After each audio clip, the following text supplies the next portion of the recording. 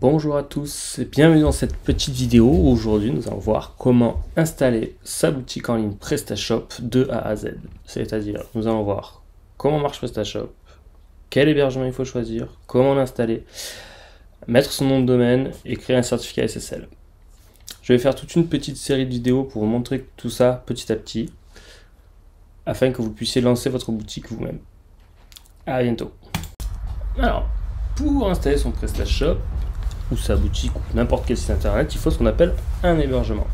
Un hébergement, qu'est-ce que c'est? C'est un ordinateur, qu'on appelle un serveur, qui est stocké dans un data center, donc une grosse structure où il y a plein de serveurs avec les refroidissements qu'il faut, etc. Et vous allez louer un espace dédié à votre site internet pour mettre pour stocker les fichiers et les bases de données. Il en existe plusieurs, les plus connus sont OVH, Yonos, enfin One and One, autrement dit. Mais ce sont ces deux plus grands d'ailleurs que je déconseille pour PrestaShop parce que c'est un peu compliqué à gérer. Le support n'est pas forcément au rendez-vous sur les petites offres, sur les offres dédiées sont vachement mieux. Pour ma part, je travaille avec un seul hébergeur qui est vraiment très bien, qui est basé en France, qui s'appelle Always Data. C'est vraiment un hébergeur de très grande qualité où le support est très réactif, où les performances sont au rendez-vous et au niveau des tarifs ça reste très correct. Donc il existe plusieurs offres chez Always Data. Vous allez sur offres et cloud public et vous allez voir ici qu'il y a plusieurs offres. Il y en a une qui est gratuite, qui en fait est bloquée à 100 mégas, donc honnêtement 100 mégas vous faites pas grand chose avec, mais si vous voulez essayer de stocker un tout petit site codé en HTML, ça marchera sans problème, vous serez très limité. Et vous avez des offres qui commencent à 8 € hors taxe par mois à partir de 10 Go d'espace disque. Donc moi c'est l'offre que je vais vous conseiller parce que ça marche très bien pour un petit site, vous pouvez mettre même plusieurs sites. Et en fait leur principe il est assez simple chez eux, c'est que vous avez une offre et vous êtes illimité en fait, c'est limité à l'espace disque, c'est-à-dire vous avez 10 Go dans cette offre là et vous pouvez mettre 10 Go de sites, de bases de données, d'emails, etc. Il n'y a pas 500 Go d'espace disque certes, mais de l'autre côté vous n'êtes pas limité sur les bases de données comme font OVH ou les autres la plupart du temps. Donc moi je vous conseille de prendre cette offre. Il faut vous créer un compte, je vous mettrai un lien dans la description.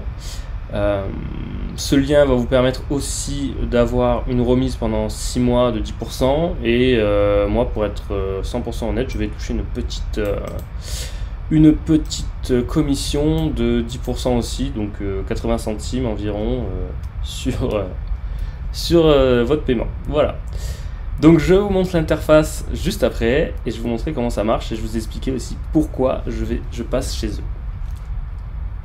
Donc, une fois que vous avez souscrit à votre compte, vous allez vous retrouver sur l'interface ici, qui est la même pour tout le monde. Il faut taper admin.alwaysdata.com, se connecter, et vous arrivez ici. Ici, c'est là où vous allez gérer toutes vos applications que vous avez sur le site, donc tous vos sites web. Et on va voir comment ça marche. Alors, pourquoi moi j'utilise que Always Data?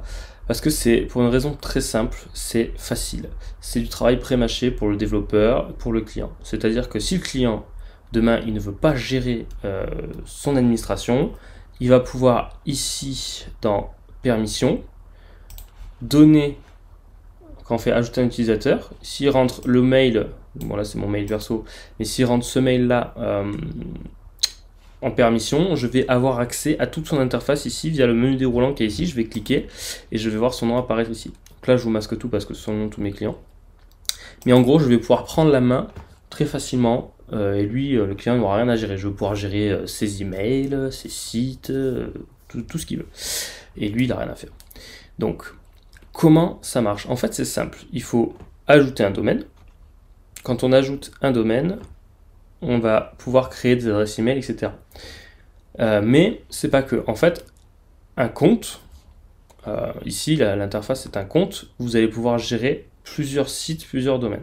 Le gros avantage que ça, c'est que si demain, moi, j'ai la possibilité, avec le serveur que j'ai, parce que j'ai un serveur VPS chez eux, pardon, j'ai la possibilité de créer des sous-comptes. Et ce que je fais en fait pour mes clients, les versions pré-prod, etc., je crée des sous-comptes et après je leur cède ou je les prends en hébergement et c'est moi qui gère la facturation.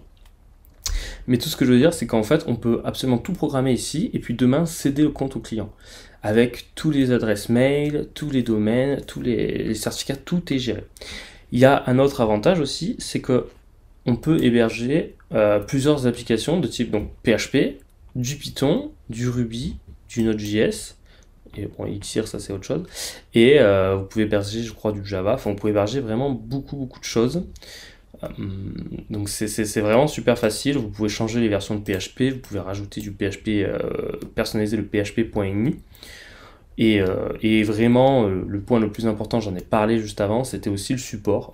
Le support est très réactif. Ici, dans votre interface support, vous avez la possibilité de créer des tickets, poser n'importe quelle question, et je peux vous garantir que des gens vont vous répondre comme il faut, rapidement, et les personnes qui sont derrière, ils savent vraiment de quoi ils parlent. Donc vraiment, je vous conseille à 1000% Always Data, c'est vraiment pour moi une super solution, même s'il n'y a pas de lien d'affiliation derrière, je proposerai cette solution également. Donc maintenant, on va voir comment rapatrier un nom de domaine qu'on a acheté ailleurs, par exemple, le faire pointer chez Always Data. Et on va voir aussi comment acheter un nom de domaine chez Always Data. Et créer le site. Donc je vous montre ça juste après. Donc, pour ma part, j'achète souvent mes domaines chez OVH, parce que c'est une question d'habitude, mais on peut aussi les prendre chez Always Data. Je vous conseille de faire ça, comme ça vous n'avez rien à faire. Mais si vous avez déjà un domaine externe et que vous voulez le faire pointer sur Always Data, il faut changer ce qu'on appelle les DNS. Alors, on n'est pas obligé de changer les DNS, mais c'est fortement conseillé parce que Always Data va nous les générer ensuite.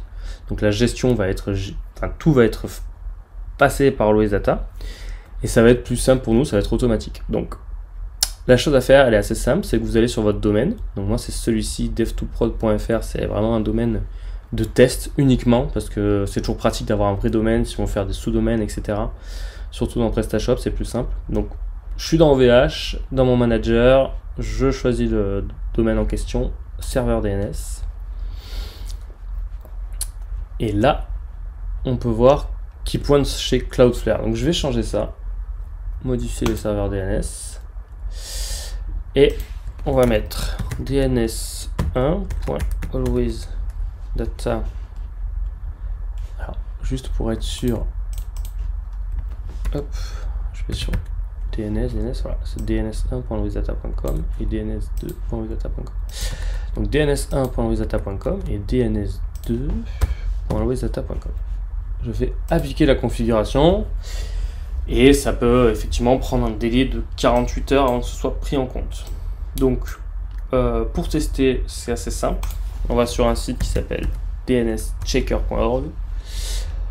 On rentre son domaine, c'est dev2prod.fr, et on recherche.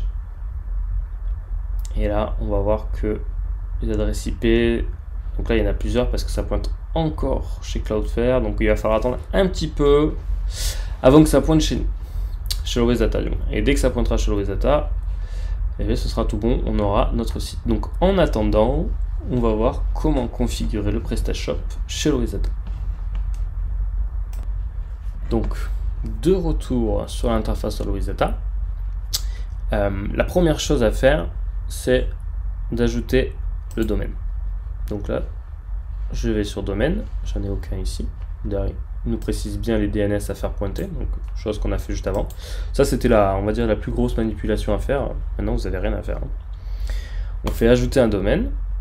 Là, on tape juste un domaine, donc pas de 3W ou quoi que ce soit, dev2prod.fr. On ajoute un par ligne, vous pouvez en ajouter plusieurs. Hein. Si vous voulez en ajouter un, c'est la ligne suivante. On fait valider. Donc là, il va nous demander, il va nous dire que le domaine existe déjà, donc il va nous demander soit de le gérer, soit de le transférer. Donc nous, on va juste mettre gérer, suivant. Et voilà, le domaine est bien chez nous. Donc en fait, qu'est-ce qui s'est passé derrière? Pour comprendre facilement, on rentre sur le domaine, détail, et il va sur enregistrement DNS, et on va voir qu'il nous a généré plein d'enregistrements DNS qu'on n'aurait pas à gérer nous-mêmes, que ce soit les serveurs MX, les DNS, la gestion des mails, etc. Ça, on y reviendra juste après.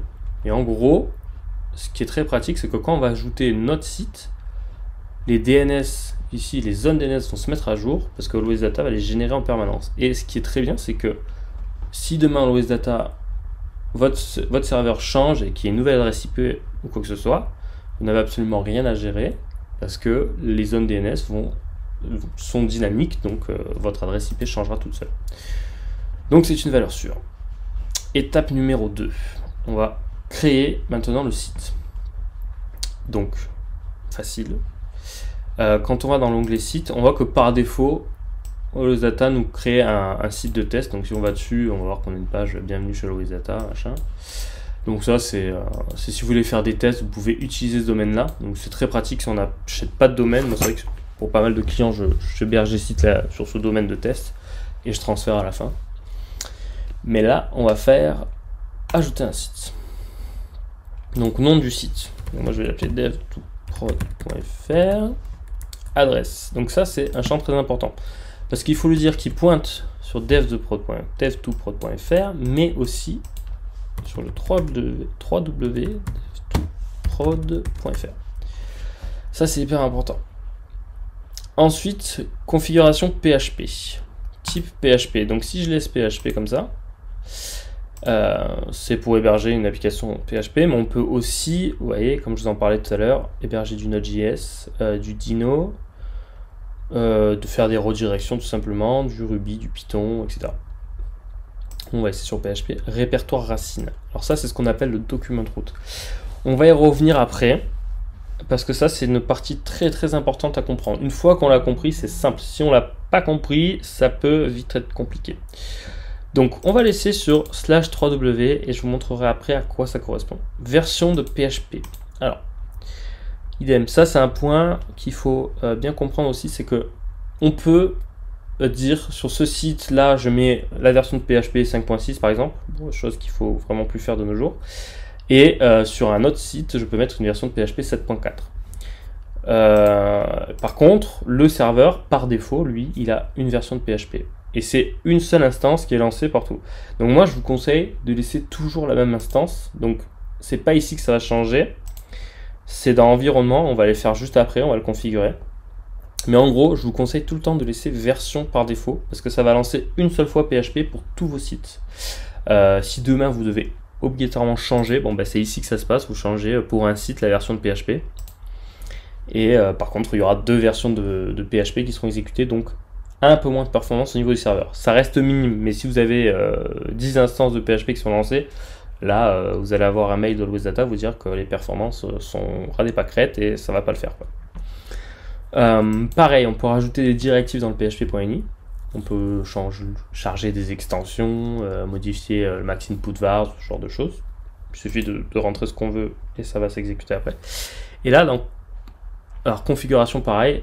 Configuration avancée, c'est au niveau de Apache, on peut rajouter des directives sur le vhost. Donc là, on va pas y toucher, mais on peut, pour les plus aguerris, il n'y a pas de souci. Et par contre, ce qu'on va cocher très obligatoirement, c'est ici SSL forcer le HTTPS.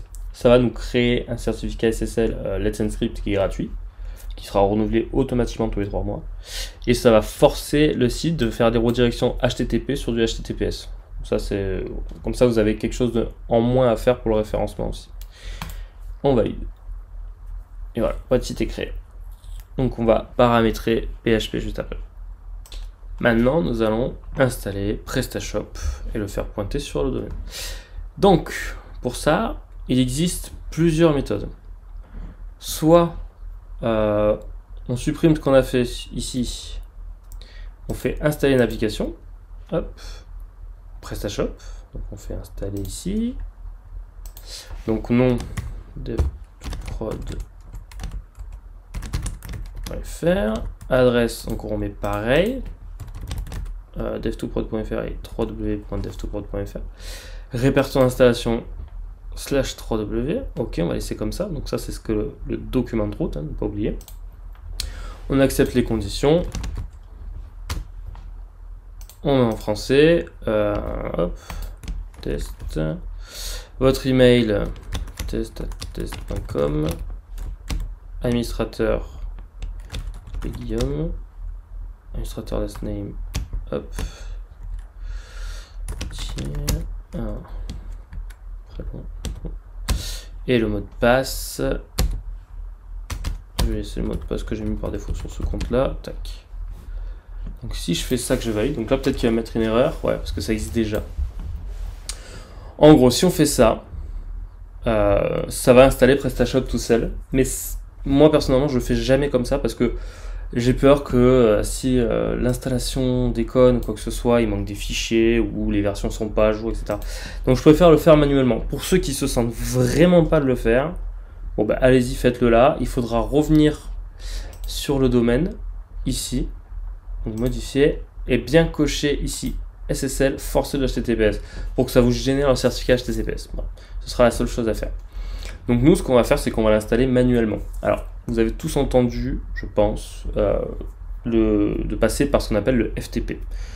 Le FTP, ça va être un protocole, une manière en gros de communiquer avec le serveur pour échanger les données. En gros, ce qu'on souhaite faire, c'est envoyer les fichiers de PrestaShop sur le serveur. Donc, on peut passer par FTP. Vous voyez, ici, vous avez un onglet FTP. Donc, par défaut, ça fonctionne. Vous voyez, dans chaque section, ils vous disent quoi faire. Donc là, si vous prenez le logiciel le plus connu qui s'appelle FileZilla, donc moi, j'utilise jamais celui-ci, mais pour cette vidéo, je vais vous montrer parce que c'est le logiciel le plus utilisé dans le web, on va dire, pour faire ce genre de manipulation. Il faut, hop, on peut le mettre à jour, hein. Il faut prendre l'hôte ici, donc ils vont demander hôte, on met là, coller, non, il veut pas, coller, voilà, identifiant, alors j'espère qu'il me l'a pas mis deux fois, non, alors vérifiez qu'il n'y ait pas d'espace, quoi que ce soit à la fin, parce que là ça peut être catastrophique, ou sinon vous le tapez, enfin ça peut être très problématique, parce que vous avez testé de vous connecter, ça fonctionne jamais, on s'énerve, on casse l'ordinateur. Voilà.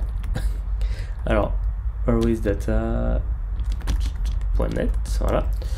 Identifiant, donc c'est le nom ici qu'on a. Donc en général, c'est le nom du compte, hein. Test prod.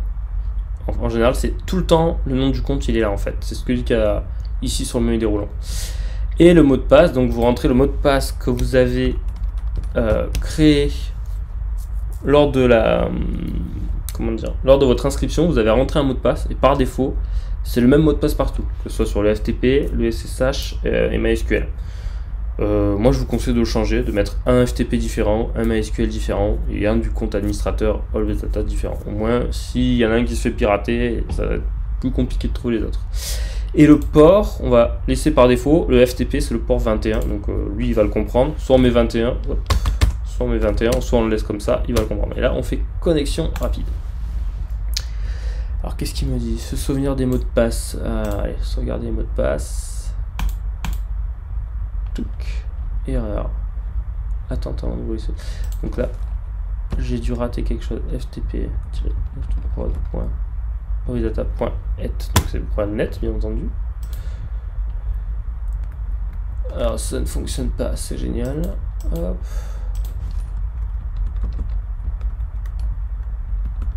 Alors, on va regarder pourquoi j'ai dû rater quelque chose. J'aurais quand même précisé que c'est le port 21.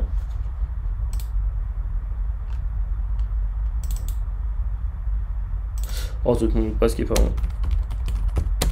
Je vais remettre ça. Bon, ça ne fonctionne pas. Oui, je vais regarder pourquoi. Oui, j'ai trouvé pourquoi ça fonctionnait pas. En fait, j'ai reforcé le mot de passe. Je pense que ça venait de là. Du coup, il faut retourner. Donc, vous allez sur FTP sur ce compte-là, modifier. Là, vous remettez le mot de passe que vous voulez, valider. Et ensuite, j'ai retenté de me connecter. Et c'est bon. Donc, en fait, j'utilise jamais le FTP. C'est pour ça que, bon, normalement, il n'y a rien à faire, mais j'utilise jamais. Et là, il me demande de valider le certificat, etc. Donc, je mets OK. Et voilà, je suis bien sur mon serveur FTP. Donc, vous voyez ici, site distant, on arrive sur le slash. Là, c'est très très important parce que je vous ai parlé tout à l'heure dans la configuration du site du document de route. En fait, votre serveur, là, il va vous dire que vous êtes sur le slash, mais en fait, vous n'êtes pas vraiment sur le slash. Vous êtes dans le serveur, vous êtes dans slash home, comme ça, slash dev prod, comme ça. Donc là, je pense que ça va pas marcher si je fais un FTP, mais en SSH, on va le voir tout à l'heure, que ça va fonctionner en fait. Quand vous êtes dans la configuration des sites, ici, il va vous demander le chemin, en gros, /3w. Donc, en gros, notre site, il est hébergé ici, à partir du /3w. C'est quand on est là, en fait. Quand on se connecte sur le serveur, on arrive sur le slash, et ensuite on rajoute le dossier qu'on veut. Donc, par exemple, j'aurais pu l'appeler /3w/PrestaShop, on va dire. Pas de souci. Il faudrait créer dans le dossier 3W un dossier PrestaShop et mettre notre PrestaShop dedans. Donc, moi, je vais le laisser comme ça. Mais il faut vraiment bien comprendre cette notion de document route, c'est hyper important. Une fois qu'on l'a compris, franchement, c'est hyper simple. Mais moi, quand j'ai commencé les débuts à héberger mes sites et tout, c'est quelque chose que je comprenais pas trop. Voilà. Et en gros, pour faire très très simple, le domaine devdeprod.fr, il va pointer sur le dossier, en gros, /home, /devprod, /3w. En gros, sur le vrai dossier, il va pointer sur celui-là. Voilà. Mais vous n'avez pas à écrire tout ça parce que le slash, en gros, c'est à partir de votre emplacement du serveur. Voilà. Donc, je le disais, moi, j'utilise jamais le FTP parce que c'est pas vraiment sécurisé. J'utilise le SFTP qui est ici et le SSH en fait. Donc, dans l'onglet SSH, il prend en compte le SSH et le SFTP. Donc, ce que je fais par défaut, c'est que je fais modifier. J'active la connexion par mot de passe et je valide.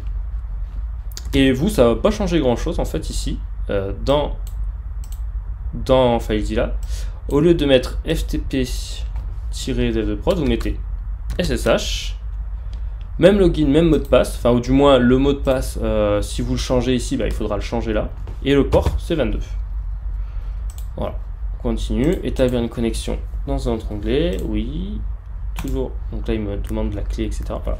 Et voilà, je suis connecté. Ça revient au même. Mais sauf que vous voyez le dossier ici, hop là on est vraiment sur le serveur, /home, /devdeprod comme je vous avais dit.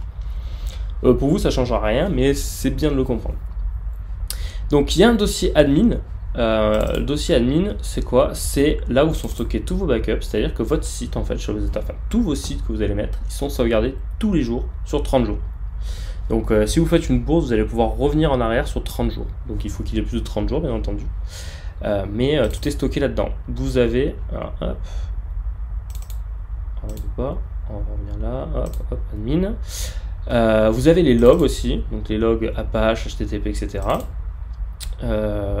Et dans config, vous avez PHP. Et ici, vous avez le php.ini que vous pouvez modifier.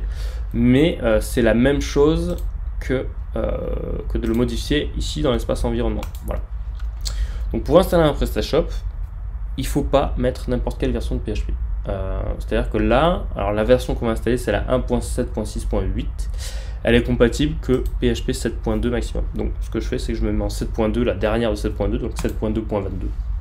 Si vous passez en 7.2 par 14, ça ne changera pas grand-chose, mais moi je mets toujours les dernières versions de 7.2 par exemple. Et dans le php.ini personnalisé, on va voir comment le rentrer après. Parce qu'on va avoir des choses à rentrer pour installer PrestaShop. Donc je valide. Et maintenant j'espère que mon domaine pointe. Donc je retourne sur DNS Checker. Donc là j'ai mis l'adresse IP du serveur Always Data. Enfin du mien du moins. Il me dit qu'en France on est bon. Donc on va tester. Alors j'entre le domaine. Tac. Ouais, et je suis ici, par contre je suis non sécurisé. Donc le certificat, soit il est en cours, soit ça pointe pas, en fait, soit Always Data ne le détecte pas encore chez lui. Ça va se créer tout seul. Mais en tout cas, on peut commencer à travailler. Donc maintenant, on va voir comment transférer les fichiers. C'est parti. Vous êtes connecté sur votre serveur avec FileZilla. Donc maintenant, ce qu'on va faire, c'est qu'on va télécharger l'archive de PrestaShop, la des IP et envoyer les fichiers. Et on va voir aussi une autre manière de faire, alors version beaucoup plus compliquée on va dire, niveau développeur, mais par contre beaucoup plus rapide et beaucoup plus sûr. Alors, donc la première étape c'est, il faut aller sur PrestaShop.com, créer ma boutique, voilà, la télécharger. Ce que je fais moi, au lieu de rentrer toujours le mail, je fais version précédente. Et là par contre on prend toujours la version stable, hein. Donc la 1.7.7 est en cours de développement, c'est une release candidate, c'est vraiment une version pour tester. Je déconseille de lancer une boutique là-dessus parce qu'après il faudra mettre à jour, et en général les release candidates sont des versions qui sont encore en cours de test et il risque d'avoir 2-3 petits soucis. Alors on fait download et là download, voilà, hop, donc ça télécharge. Bon, normalement le fichier n'est pas super lourd, mais en fait là on va télécharger une archive où à l'intérieur il y a une archive. C'est un peu étrange, mais bon, c'est comme ça. Voilà, donc la version est bien arrivée. Alors moi je suis sous Mac, mais bon, sur PC c'est pareil, hein. Il n'y a pas de souci. Hop, donc elle arrive ici. Chut. On la décompresse. Donc je vous disais, à l'intérieur il y aura une autre archive, et c'est celle-là en fait qu'il faut absolument garder. Donc ce que je fais, c'est que je décompresse sur mon ordinateur. Hop. Voilà, là il y a un dossier PrestaShop. Voilà. Et là on a tout le PrestaShop. Donc ce qu'on fait, c'est qu'on prend FileD là. Alors ça c'est vraiment une manière que je ne fais plus du tout parce que c'est très long déjà. Et en fait on va envoyer fichier par fichier. Donc il suffit qu'on ait de la perte. Et si on a un fichier qui se perd quelque part, PrestaShop ne peut carrément plus marcher. Donc là c'est pour les gens qui... bon, c'est vraiment une manière facile de faire, mais c'est pas une manière que je conseille, hein. Donc après je vais vous montrer comment je fais moi, mais c'est beaucoup plus compliqué. Mais très honnêtement c'est beaucoup plus fiable. Alors, donc ce qu'on fait, on rentre dans le dossier 3W. Ici, là il y a un index.html. Donc lui, chut, il n'a rien à faire là. On fait donc 3W. Clic droit supprimer. Je n'utilise jamais ce logiciel non plus. Hop, voilà. Et là, on prend tout le contenu du dossier ici et on le fait glisser là et on relâche et on attend un bon moment comme ça. Voilà. Moi je le fais pas parce que je vais vous montrer notre manière de faire, mais vous si vous voulez faire ça facilement, donc vous le faites, ça va vous prendre un certain temps. Il y en a, s'ils ont la fibre, ça peut prendre très peu de temps, d'autres qui ont une connexion très faible, ça peut prendre beaucoup plus de temps. Moi je vais le faire via ce qu'on appelle le SSH, donc c'est en ligne de commande, je vais en gros dire au serveur de tout faire, de télécharger l'archive, de la dézipper, etc. Ça peut être un bon moyen aussi pour les curieux de voir comment ça fonctionne et d'utiliser le SSH sur Always Data. Je vous montre ça tout de suite.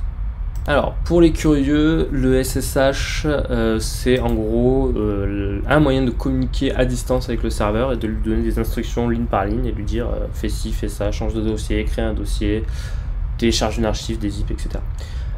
Donc, moi, j'utilise mon système, c'est Mac, donc par défaut, j'ai l'application qui s'appelle Terminal. Alors, je vous la montre. C'est ça. Hop, voilà. Vous la connaissez tous, je pense. C'est vraiment la ligne de code noire, etc. Si vous n'avez pas Mac ou Linux, vous pouvez télécharger Putty, mais c'est plus compliqué à gérer. Et là, moi, j'ai pas de PC sous la main, donc je peux pas trop vous montrer comment ça se passe.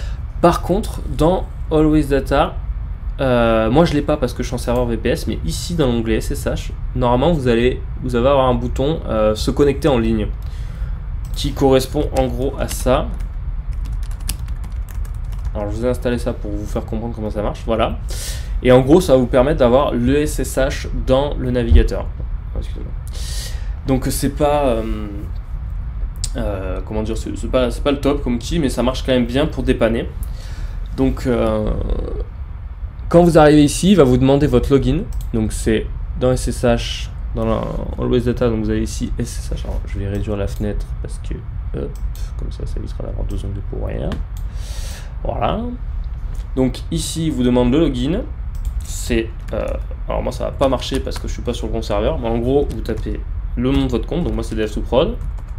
Tac, vous tapez entrée et ensuite il va vous demander le mot de passe. Attends. Moi, sur votre serveur, normalement c'est ça. Ouais, et le mot de passe, c'est ça. Et le mot de passe, quand vous allez vous taper, il n'y a rien qui s'affiche à l'écran, c'est normal, c'est tout à fait sécurisé. Et ça n'a pas marché, moi, parce que je suis pas sur mon serveur. Ouais, non, bon, j'ai pas l'impression que ça fonctionne. Donc, quoi qu'il en soit, pour annuler. Ah oui, ça fonctionne. Oui, c'est bon. Pour annuler, vous faites CTRL-C à chaque fois, hein, vraiment CTRL-C, même si vous êtes sous Mac. Et ici, vous allez pouvoir taper les commandes que moi je vais taper dans le terminal. Ça revient à la même chose.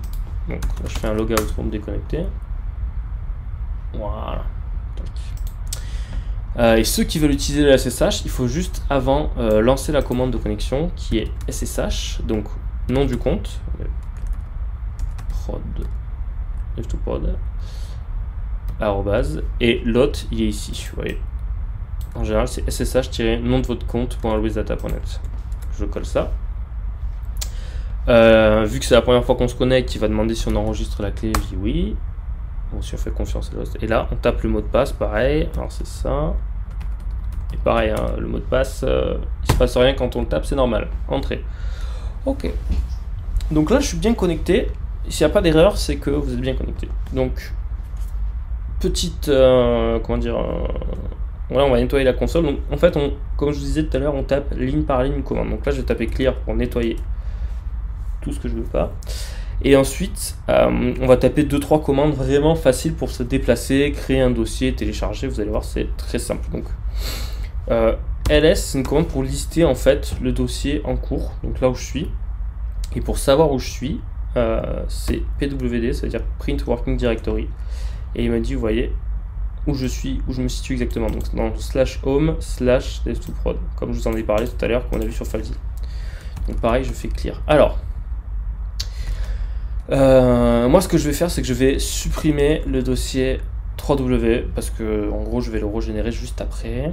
Donc ce que je fais, c'est rm, donc ça veut dire remove -r récursive quand c'est un dossier, parce que c'est pour supprimer tout ce qu'il y a dedans, même s'il n'y a rien, il faut quand même mettre -r. Et le nom du dossier. Attention quand vous faites ça, parce que là vous pouvez tout péter, hein. Si vous faites pas ça sur le bon dossier, c'est pas bon du tout. Hop, entrée, tac, donc là je refais un ls et j'ai plus mon dossier 3W. Donc maintenant l'astuce qu'il y a, c'est qu'on va aller sur GitHub et on va chercher PrestaShop, /PrestaShop, et on va aller sur Release ici. Hop, vous voyez. Et là, j'ai l'adresse URL de l'archive de la release. Donc je fais un clic droit, copier l'adresse du lien. Je reviens sur mon terminal et je fais alors widget, je crois qu'on dit comme ça, ou wget en gros. Et là, je colle l'URL, vous voyez, http://.zip. Je fais entrer. Et là, on va voir que ça télécharge très très vite. Hop, hop, hop. Voilà. Donc là, en 6 secondes, j'ai téléchargé l'archive PrestaShop. Et elle est directement sur le serveur. Donc en fait, j'ai pas la télécharger sur mon ordinateur, la dézipper et la renvoyer sur l'ordinateur. Donc ça va très vite. Donc maintenant, pareil, ls. Voilà, je vois que j'ai bien mon archive. Donc je fais unzip et le nom de mon archive. Donc je commence à taper presta machin. Et là, quand je tape tab, il va me trouver automatiquement le nom du fichier. Donc je fais ça. Je fais entrée. Pof. Donc là, il m'a bien dézippé tout ça. Maintenant, je fais un ls.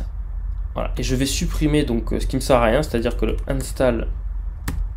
Alors, install, pardon, prestashop.html, je m'en fous, index.php, je m'en fous, et le prestashop qu'on avait,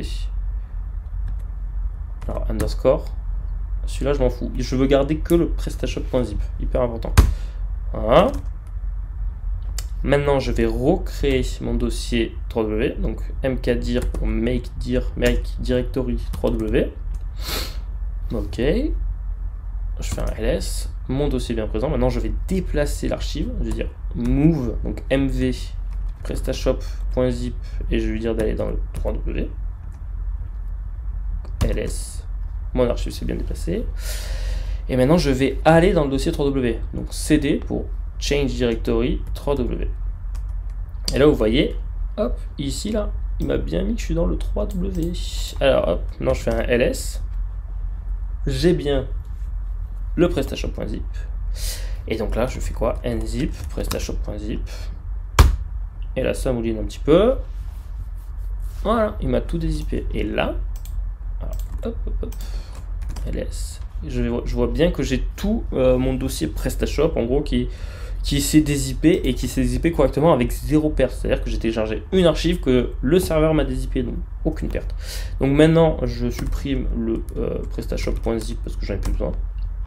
Voilà. Et quand je retourne dans FileZilla, alors c'est comment on fait, actualiser. Hop, vous voyez que tous mes fichiers sont envoyés. Ça revient à la même manipulation qu'on devait faire tout à l'heure, qui faisait là, en fait, je faisais déplacer tous les fichiers dans cette fenêtre. Donc à mon avis, certaines personnes qui vont regarder la vidéo sont encore en train d'envoyer des fichiers, alors que moi, c'est déjà fait. Voilà. Donc maintenant, si tout va bien, je me pointe sur mon domaine, dev2prod.fr,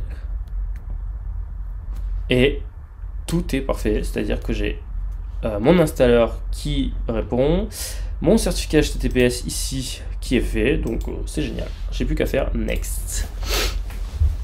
Donc on me demande les conditions générales, j'accepte, et là, après, là, l'installeur va faire un check, il va me dire, alors l'extension Intel n'est pas installée, et il y a une petite erreur aussi, short open tag to off in php.in. Donc ça, bon, ça c'est des recommandations, on s'en fout un peu, mais ça c'est un peu important. Donc par défaut sur l'OS Data, il faut charger cette extension. Donc c'est très simple. On retourne sur l'admin dans l'OS Data, sur environnement. Sur la version PHP par défaut qu'on a ici, on va modifier le php.ini. Alors moi ce que je rentre tout le temps, je vais vous montrer ce que je rentre, c'est ça. Hop, coller. Donc memory limit, je mets 2 gigas de mémoire en gros, mais ça on n'est pas obligé de le mettre. Short open tag off, donc ça c'est vraiment cette erreur là. Ok. Hop, je me suis trompé, ça je vais le fermer, j'en ai plus besoin.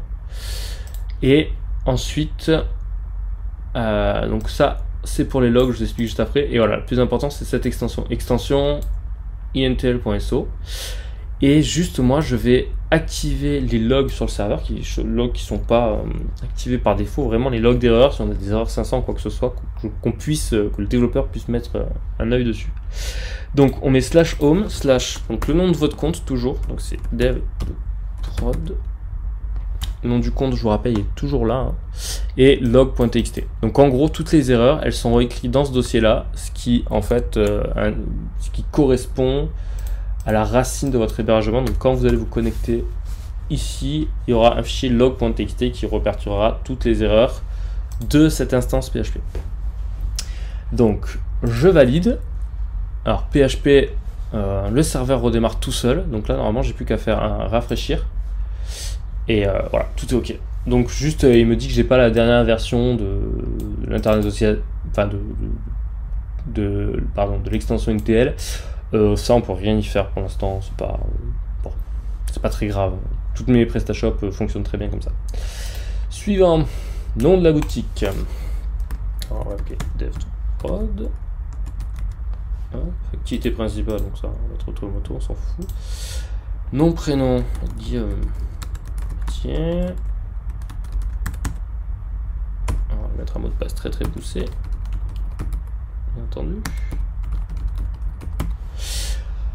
Ok, non, c'est pas le bon mail.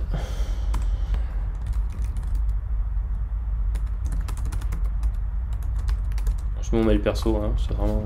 c'est pas très grave. Alors, suivant. Donc là, mettez bien les bonnes informations dès le départ, parce que même changer les adresses mail et tout, si on fait des comptes de test et qu'on les change pas à la fin, il se peut que les clients, ils envoient vraiment pas des bonnes informations, le formulaire de contact ne renvoie pas sur le bon mail et vous n'allez pas voir ce qui se passe sur votre boutique. Donc base de données, élément très important et pareil un peu compliqué à comprendre au début, mais une fois qu'on a compris c'est facile. Qui dit base de données dit MySQL, donc PrestaShop fonctionne avec MySQL. Donc dans l'OS Data, on va sur MySQL et par défaut on a 0 base de données, donc on va en créer une. Mais on peut aussi créer des utilisateurs. Donc par défaut, vous avez un utilisateur, donc il n'est pas forcément lié au nom du compte. Donc là, pour le coup, oui, mais des fois, il a juste un numéro. Donc pour le savoir, vous allez dans, toujours pareil, MySQL utilisateur, vous allez avoir l'utilisateur par défaut. Moi, je vous conseille de mettre un utilisateur, une base de données par site. Parce que s'il y en a un qui se fait pirater, il a l'accès qu'à une base de données et pas toutes les autres. Il y en a qui font un utilisateur et 200 000 bases de données, ça c'est vraiment pas quelque chose que je conseille. Donc là, on n'a qu'un seul utilisateur, donc on n'a pas grand chose à gérer. On va sur base de données, ajouter une base de données. Donc je vais l'appeler dev2pro. Elle doit toujours commencer par dev2pro underscore quelque chose, donc là je vais l'appeler PrestaShop. Donc ça c'est vraiment le nom de ma base de données, donc dev2prod underscore PrestaShop, et je lui dis que l'utilisateur qui peut se connecter dessus, c'est celui-là. Il a tous les droits. Ok. Voilà. On retourne sur l'assistant. Donc là, il nous demande quoi? Adresse de base du serveur. Donc souvent, vous avez l'habitude d'écrire localhost, ça veut dire que c'est géré sur le même serveur, ou quand on est en local, c'est pareil, 127.0.0.1, c'est la même chose, c'est que c'est l'ordinateur qui gère ça. Là, c'est un peu différent. L'autre, il est ici. C'est toujours pareil, c'est quelque chose qui est déporté. Donc c'est mysql-dev2prod.louisdata.net. mysql-nom de votre compte, toujours. Donc vous mettez ça. Nom de la base. Donc c'est celle-ci, celle qu'on vient de créer. Vous voyez, dev2prod underscore PrestaShop. Identifiant. Identifiant, c'est le nom de l'utilisateur. Donc c'est celui-là, qui est là. Le mot de passe, alors si vous n'avez pas changé de mot de passe de l'utilisateur, c'est le mot de passe de votre création de compte. Moi, je le laisse comme ça, parce que c'est un compte de test. Maintenant, je vous conseille vraiment, comme je vous ai dit tout à l'heure, d'aller ici, modifier, et vous mettez un nouveau mot de passe ici, vous enregistrez, et vous mettez le mot de passe ici. Pour voir si tout fonctionne, on fait test de connexion à la base de données, et c'est vert. Donc c'est bon. Suivant. Et là, mon PrestaShop s'installe tout seul. Donc on attend un tout petit peu, ça va assez vite en ligne, il n'y a pas de souci. Installation des produits, les modules du add-ons. Si vous avez des erreurs entre temps, honnêtement c'est rare sur LOISData, mais ça peut arriver. Il faut consulter les logs qui sont bien actifs et votre fichier log.txt va vous ressortir quelque chose. Voilà, fini. Donc PrestaShop nous conseille toujours pour des raisons de sécurité de supprimer le dossier install manuellement. Donc pareil, on va dans FileZilla, dans le dossier 3W, on cherche install, il est là. Il y en a qui le renomment, mais honnêtement ça sert à rien, donc vous faites un clic droit, vous faites supprimer. Ou pour ceux qui aiment bien le faire en SSH, on fait rm-r install. Voilà. Et là, je tape slash, donc au nom de domaine /admin. Et PrestaShop va me générer un dossier d'administration tout seul. Il va le réécrire et ça va être admin quelque chose. Donc là, on n'aura pas forcément le même. Si on a le même, c'est qu'il y a un problème. Du coup, vous tapez le login que vous avez rentré, le mot de passe, restez connecté. Et voilà, vous êtes connecté à votre PrestaShop. Juste avant d'aller voir le site en question, il y a quelque chose de très important à faire. Vous voyez, ici, si on veut quitter le tutoriel, là par exemple, ça marche pas. C'est parce que, par défaut, il faut être dans paramètres de la boutique, paramètres généraux, il faut activer le SSL. Vu qu'on l'a activé, je vous ai dit que les requêtes étaient forcées sur l'HTTPS, donc c'est un peu normal. Donc on fait activer le SSL, oui. Puis ensuite, on fait activer le SSL sur tout le site, enregistrer. Et là, quitter le tutoriel, ça fonctionne. Voir ma boutique. Et voilà, vous avez un PrestaShop tout beau, tout neuf. Voilà. Donc c'est à peu près tout. Ensuite, pour le gérer, je vais faire d'autres vidéos là-dessus. Mais vous trouverez beaucoup de documentation pour administrer votre catalogue. Pour gérer les transporteurs, etc. On va juste voir comment paramétrer un module de paiement comme PayPal, mais c'est relativement simple, PayPal et Stripe. Et voilà. Donc n'hésitez pas à poser des questions, à commenter, à aller sur le forum PrestaShop France, qui est un forum reconnu par PrestaShop, où d'ailleurs je suis dessus en tant qu'administrateur. Il y a une très grosse communauté dessus, hein, vous allez pouvoir poser toutes vos questions. Mais là déjà, ça vous prémâche le travail, vous avez installé votre PrestaShop seul. Je vais juste un petit peu détailler l'administration derrière pour voir un petit peu comment changer le logo, créer les catégories, etc. Mais ça sera dans une autre vidéo. Voilà, merci à vous.